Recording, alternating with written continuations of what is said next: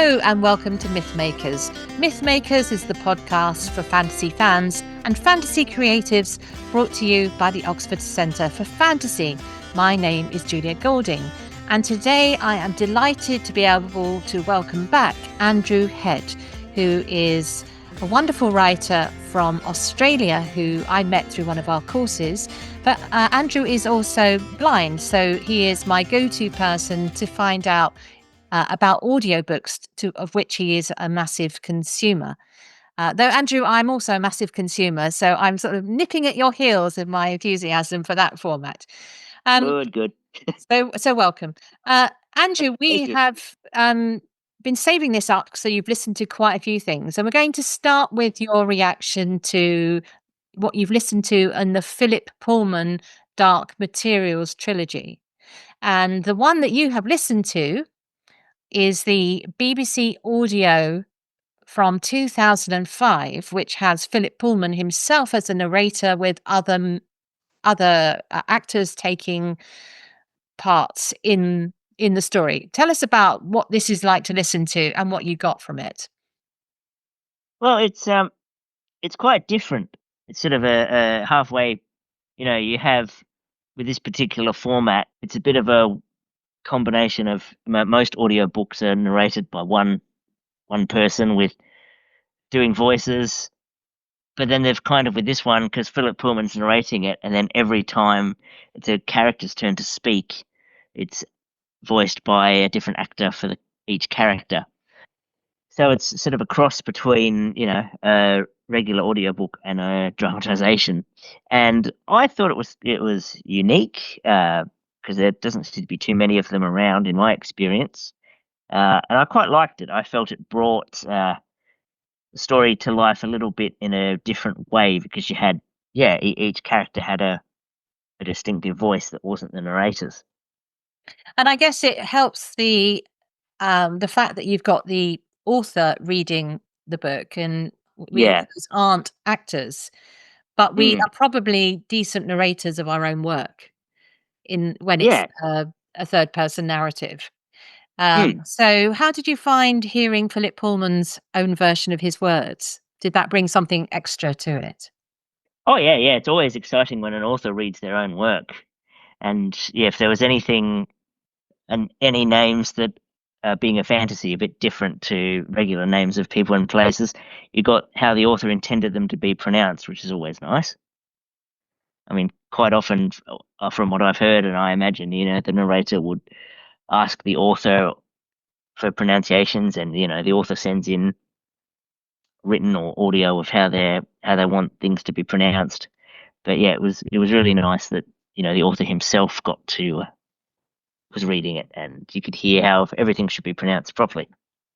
Mind you, I've just had what happens is the publisher sends you a sort of list of, it's like a template document, and it says, are there Mm, any accents that we should, that the narrator needs to be aware of, or are there any mm, special pronunciations, just like you said.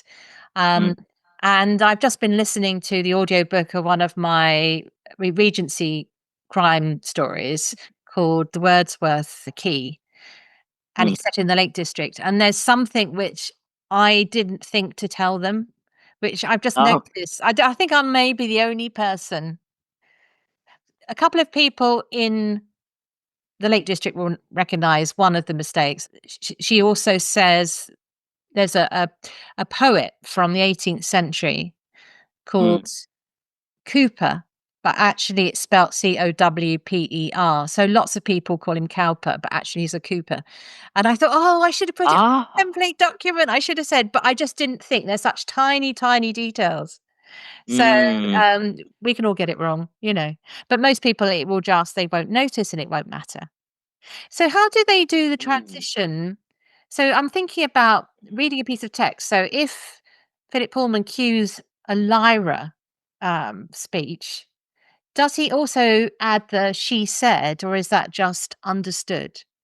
Is it like No, edited for this medium? no, he does he does a straight read. Oh, okay. That's Mm. fascinating. Okay, so Yeah. we were talking about how Philip Pullman there's 3 different ways of approaching Philip Pullman on audio. One is this one, your one, which is like in the middle, the 2005 one. Then we've got sort of going on full on dramatization. You've got a BBC radio dramatization, which appears on Audible from 2021, which will be like a staged version, and it will be abridged and very different, more like listening to a radio play. Well, that's what you're doing. You're listening to a radio play. Yeah. But you also, going back to a more traditional format, you've got straightforward readings. And the one that is reading the Northern Lights at the moment is Ruth Wilson, who is the actress who played Mrs. Cooper, Coulter, sorry, Freudian, Mrs. Coulter in the BBC serial. So she's transferred from that to read the book. So when you've got the choice, Andrew, what do you get from each of those different, as a blind or partially sighted person, what do the 3 different versions of books offer you? And have you got a preference of which one you go to? That's a bit of a pose then, because I while you're thinking, I will say, personally, I don't like sort of semi-dramatized adaptations. I'd be interested to see if the BBC did a better job of it, but I've seen recently there's a trend because of, I don't know if it's AI voices or something, but there is a trend now for a book that I have purchased with a traditional narrator to be sort of tried to be sold to me again with people taking voices. And I thought, oh, what's this like? Is it much better? It's not abridged. It sounds like what you were Good. describing.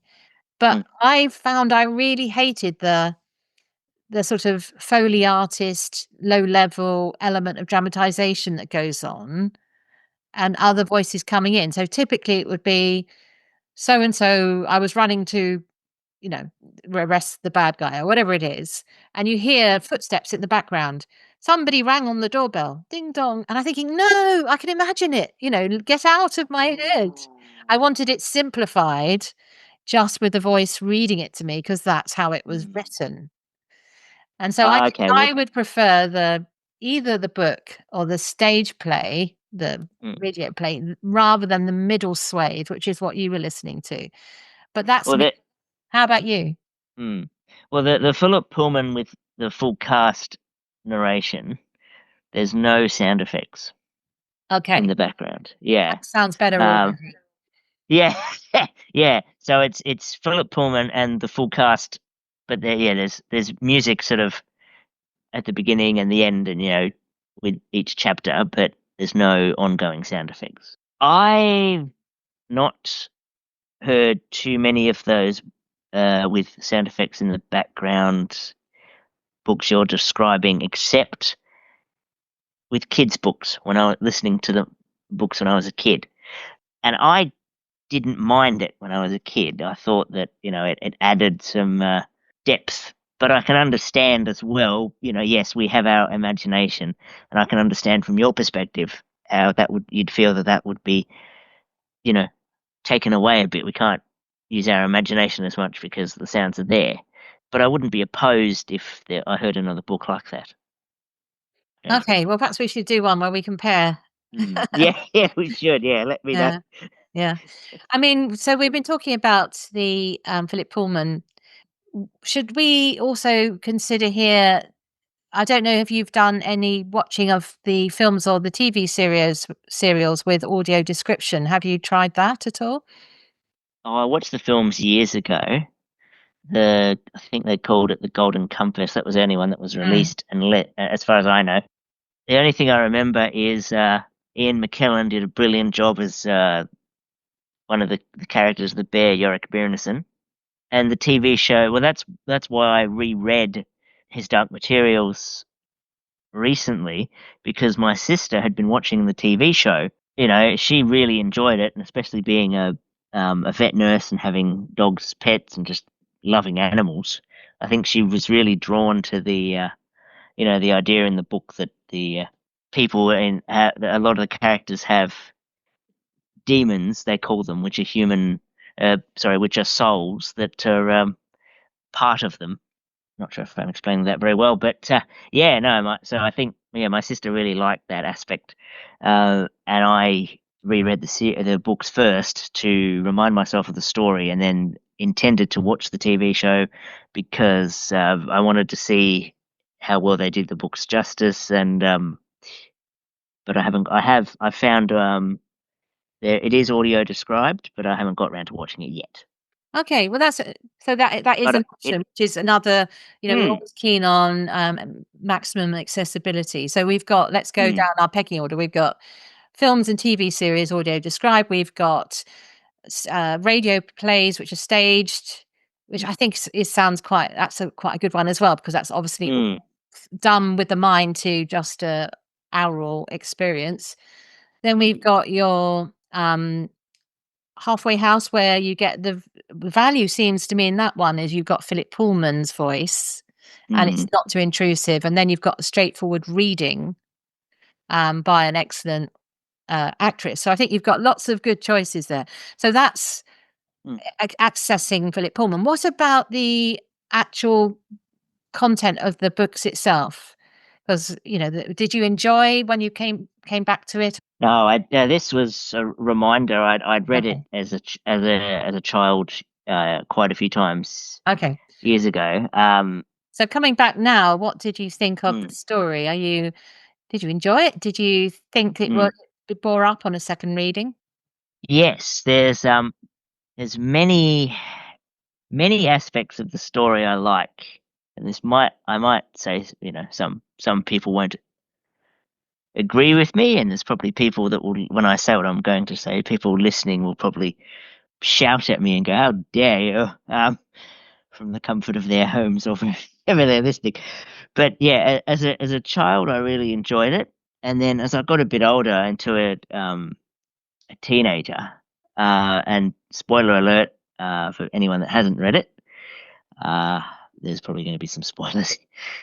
But as I became a teenager and got deeper into my Christian faith, and I was rereading the series, and there's one part where, as a child, you don't really realize some aspects. But in the third book, there's a conversation between two characters, no, three characters, and one of them is talking about the the enemy in the story is God, basically, and one of them's talking about they stopped believing in God, and it was at that point that I just didn't like the story as much. And as a kid, when you as a 10, 11 year old, I guess a lot of things go over your head. But yeah, when I was sort of 14, 15, rereading it, and in the first two books, I think it's a lot less clear that the enemy is God, and then in the third book, it's that during that conversation, it suddenly all comes together, and it's, oh, okay. Now, we're all entitled to our own opinions and views, etc. But I didn't think it was appropriate in a kid's book for the enemy to be God.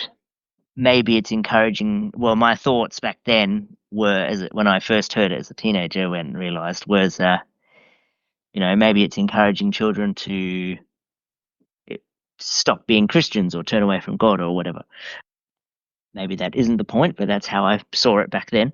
After hearing, doing some research and sort of hearing that, Philip Pullman wanted to dig up C.S. Lewis's corpse and throw stones at him, I was like, oh, well, doesn't seem like a very nice chap, uh, unfortunately. So I think, well, look, okay, it's an interesting concept to have God as the enemy. And I enjoyed the recent reread. Enjoyed the characters, the settings, the overall story.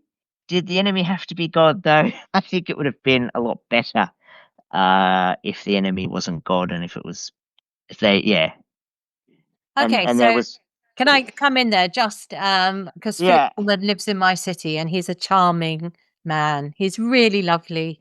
I've campaigned with him for trying to set Oh, school okay. libraries. So rest assured, I thought Ah, that was a okay. Yeah. rhetorical flourish. Mm, And also, mm, I I I think that he would probably say that he feels uncomfortable and alienated by reading fantasies that are informed by a strong faith the other way. So Mm. he doesn't, he doesn't like Narnia, for example. So Oh, yes. each to their own. It's perfectly permissible to have a Mm. world in which God is the enemy. Mm. That's fine, Mm. and there is no censorship. If people want that, who are humanists or atheists or whatever, Mm. that is absolutely fine. Mm. I think we shouldn't. You can say I can imagine a version of this book which didn't alienate me, which I would have enjoyed, and that's great. I Mm. get it too.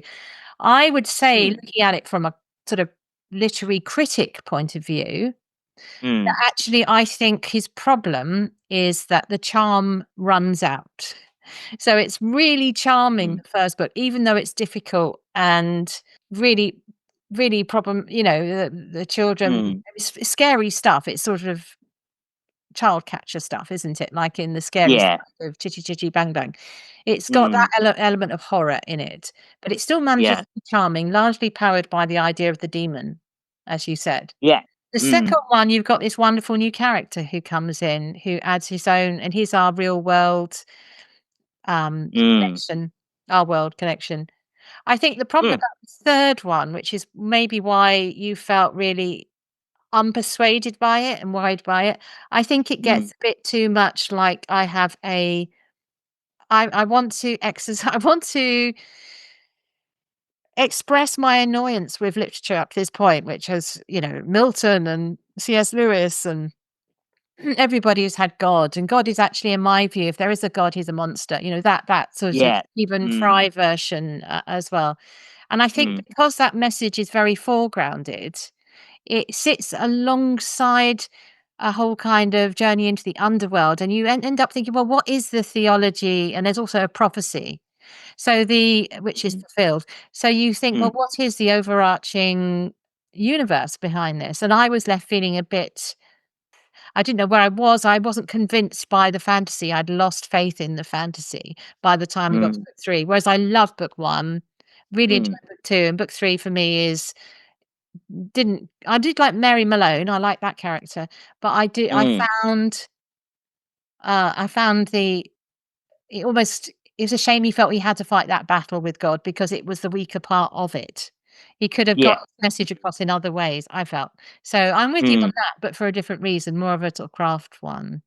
But I do think I Oh, would yeah. absolutely underline it's perfectly, absolutely fine to go and write your fantasy from a atheistic, viewpoint, or a Muslim or a Hindu or a Jewish or Mm. whatever it is that is your thing, perfectly fine, but just make sure you Mm. do it well, I suppose Yes. is the Yes. I. question I. there. I. I think I know I'm coming across very biased here, uh, and I acknowledge that. But yeah, no, I think I hope I put across that if that's what he wanted to do, that was all right. But yeah, my view is that that's why I didn't like it, Yeah, and so that's okay. that's a sort of, we recognise that's a subjective taste element Mm. there. I would just like to also, while we're talking about Philip Pullman, before we move on to Mm. other audiobooks, just mention Mm. that, of course, he's been working on the Book of Dust, series, which is his latest one, and I think there's about to be the 3rd in the series come out pretty much Okay. now. Mm. That's read by Martin Sheen, Mm. Martin Sheen is an excellent actor, very good Mm. voice. I would say that, I enjoyed listening to the first of the Belle Sauvage, the first of them, partly because it's set in my city and my city is flooded. That's fun to think about what that would mean, but Oh. I wasn't gripped. Mm. I wasn't the character. So you've got baby Lyra and Oh. a boy who's rescuing her, and a sort of barmaid servant character who I didn't warm to. And Mm. there was a deliberate attempt to make the nuns at the, convent where Lyra is being raised nice, but they were also dim. So Oh. so going from the sort of, let's take on religion, this is a sort of, here's my, slightly more conciliatory, but they're also stupid. It was also yeah, a bit of an Okay. insult. But anyway, there you go. Mm, But that wasn't why. I just thought it was funny rather than a mm, problem with it. I found the mm, river journey in it a bit too long and didn't quite hold my attention. So I need to go back and actually read the others in the series because I need to give him another chance. So mm, I would say that my favourite Philip Pullman books are the first one in the Northern Lights series and The Firework Maker's Daughter. So I do love his writing when it hits the spot mm, for me, but there are some places in his writing which are misses, which may be to do mm. with that, I don't share his faith because it is a kind of faith he has. Oh, And yeah, yeah, yeah. I so that I feel a bit outside of that, but there is an Mm, audience for that, so, fine. And sure. so sometimes I find technically I don't quite go with him, on some of his Mm. choices. So anyway, but Martin Sheen is a good narrator, so not a bad way of, Ah, uh, accessing those books. I would mm. recommend it. If you feel like giving it a go, Andrew, I'd recommend it. Okay. Okay. Well, that wasn't where I did see on Audible. There's also a sequel book to his Dark Materials about Yes. Lyra and Pantalaimon. I haven't read it. I'm not sure if I will. I'm not sure if I will. It might Um. appeal though, because it is a short story, I think, or a novella, and Okay. it is about the demon relationship, which I think is the nice Yeah. the classiest thing in Philip Pullman. Have you read that one?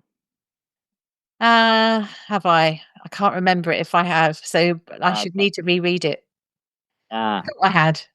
Mm. Um, But I'm glad you have met Philip Pullman oh, and he's worked with lovely. him Really lovely. were able to provide that other perspective. The other super cool Yeah. thing about Philip Pullman, I am in Mm, his fan club, even if I don't agree yeah. with is he taught me a lot about how to read aloud from your own work because I was standing behind him and he was Okay. reading a bit from the beginning of the Northern Lights at this Save the Libraries event. And I Mm, noticed that he had crossed out various filler words to make a more dramatic reading.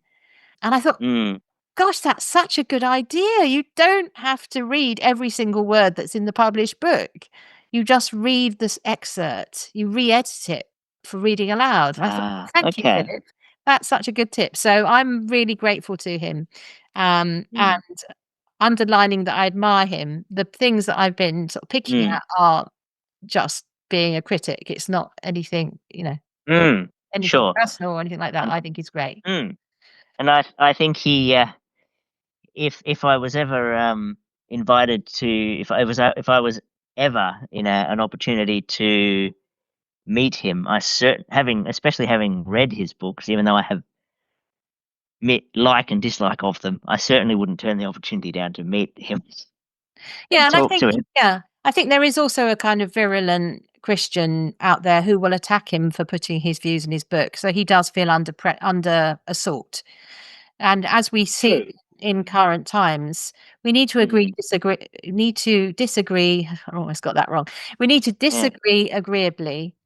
So if Yeah. you don't like his theology, you think, okay, I don't like your theology, Mm, but what's good about your story? And that's my attitude to anyone it's actually mm, I try to have to anyone who I disagree with, of which there are, of course, loads of people. mm, But with mm, him, I don't set yourself up as someone who should tell them how they should think because that's not your job. You just say, "Oh, well, that's mm, interesting. I feel on the outside of that worldview. I'm on the outside of, say, like Stephen Fry's worldview, yeah. um, Mm, but I'm interested in what you've got to say because I learn more by listening to different views. So that's where I would mm. go with Philip Pullman because he's a great storyteller. So thank you very much, Andrew, for being with us to discuss the audio versions of Philip Pullman.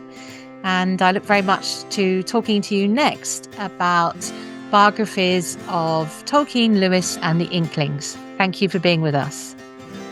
Thank you, Julia. I look forward to continuing to discuss with you as well.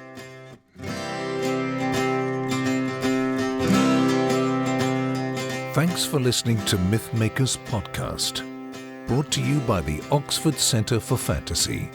Visit oxfordcenterforfantasy.org to join in the fun.